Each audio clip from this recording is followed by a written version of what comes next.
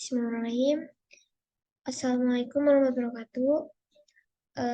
Alhamdulillahi arsala rasulahu bil huda wa dinil haq liyuzhirahu 'ala dini kulli wa kafa billahi syahida. Asyhadu an la ilaha illallah wahdahu la syarikalah wa asyhadu anna Muhammadan abduhu wa rasuluhu allazi la nabiyya ba'da amma ba'd.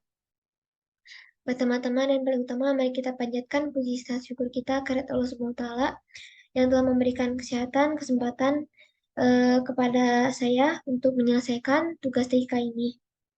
Insya Allah dimuliakannya, amin. Salawat serta salam tak lupa kita curah limpahkan kepada Nabi kita, yakni Nabi Muhammad SAW, kepada keluarganya, kepada sahabatnya, kepada tabi'itnya, serta sampai kepada kita selaku umatnya di akhir zaman. Amin. Sebelumnya, perkenalkan nama saya Azal Tini Sebut Mainah, dari kelas IFD2B dengan NIM 22010206.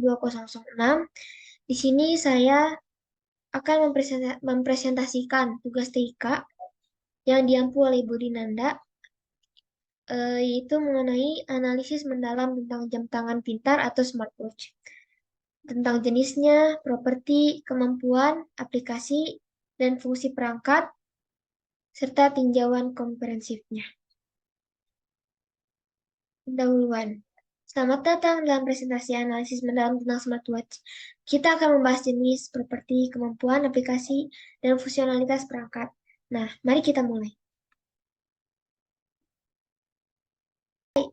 Sebelumnya, apa itu smartwatch? Nah, smartwatch adalah perangkat elektronik yang dipakai di pergelangan tangan dan menyediakan fungsi yang lebih dari sekedar menunjukkan waktu. Jadi, tidak hanya menunjukkan waktu, tapi banyak berbagai fitur yang bisa digunakan. Nah, smartwatch umumnya memiliki layar sentuh untuk berinteraksi dengan pengguna dan dapat terhubung dengan ponsel pintar atau perangkat lainnya melalui teknologi nirkabel seperti Bluetooth. Jadi, smartwatch itu bisa dihubungkan ke HP kita melalui Bluetooth ataupun ya melalui perangkat pintar gitu, dengan ponsel pintar kita. Nah, jenis smartwatch. Apa aja sih jenis smartwatch? Nah, terdapat berbagai jenis smartwatch yang tersedia seperti fitness smartwatch, smartwatch umum, fashion smartwatch, misalnya outdoor smartwatch, kids smartwatch, dan medical smartwatch. Nah, setiap jenis memiliki keunggulan dan kegunaan yang berbeda. Nah, yang pertama ada fitness smartwatch. Apa sih fungsi utamanya? Nah, fitness smartwatch ini dirancang khusus untuk pemantauan kesehatan dan kebugaran. Jadi, khusus untuk mantau kesehatan kita dan kebugaran kita untuk kita olahraga gitu ya, nge-gym dan lain-lain.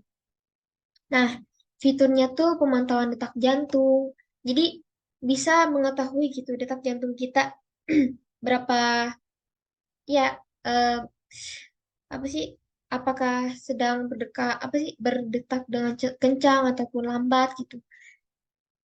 Terus tuh langkahnya kita olahraga udah berapa langkah bisa diketahui oleh jam itu. Terus jarak yang udah kita tempuh. Terus kalori yang terbakar saat kita olahraga, kalori yang terbakar berapa ya gitu. Jadi kita tahu dari jam itu.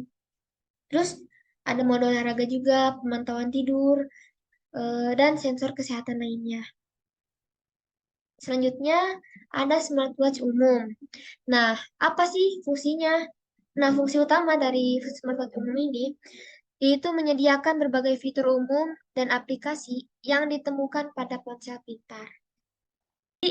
Apa yang ada di aplikasi yang ada di HP itu ada juga di smartwatch itu gitu. Nah, fiturnya seperti notifikasi, aplikasi kontrol musik, peta, kamera jarak jauh dan sebagainya. Jadi, kita bisa mendapatkan notifikasi kayak kita bisa telepon gitu, bisa menghubungi orang lain, bisa menggunakan aplikasi, bisa mendengarkan musik, bisa melihat peta, bisa menggunakan kamera juga. Jadi kita bisa call gitu, video call dan sebagainya gitu. Nah, selanjutnya ada fashion smartwatch. Apa sih fungsi utamanya? Fungsi utamanya penekanan pada desain dan gaya. Jadi kalau apa sih fashion smartwatch itu ditekankan pada gayanya gitu. Jadi pada desainnya. karena itu dikhususkan untuk bergaya, sehingga yang ditonjolkan itu, yang dimenonjolkan itu adalah di dalam si desain dari jam tersebut. Nah, seringkali dengan fungsionalitas dasar. Fiturnya tampilan yang dapat disesuaikan, desain yang elegan, jadi lebih elegan kelihatannya karena tuh untuk fashion, dan beberapa fitur kesehatan dasar. Selanjutnya ada outdoor smartwatch. Nah, fungsi utamanya didesain untuk kegiatan luar ruangan dan petualangan. Jadi, smartwatch ini khusus untuk di luar ruangan. Jadi gimana ya? Untuk berpetualang gitu. Jadi kayak contohnya anti air, nih fitur GPS untuk navigasi. Jadi kita bisa menggunakan GPS nih, kayak kita mau ke arah mana gitu, atau mau ke suatu tempat. Jadi kita tahu jarak apa sih, jarak yang ditempuhnya, rutenya seperti apa gitu. Terus ketahanan terhadap elemen cuaca. Jadi mau di cuaca yang seperti apapun kan, kalau kita lagi di luar kayak ada badai atau hujan atau apa, dia tuh kuat gitu, nggak akan mati. Terus pelacakan ketinggian, kita tahu kita misalnya lagi naik gunung, tahu nih ketinggiannya, kita apa sih berada di ketinggian berapa gitu, berapa mdpl misalkan.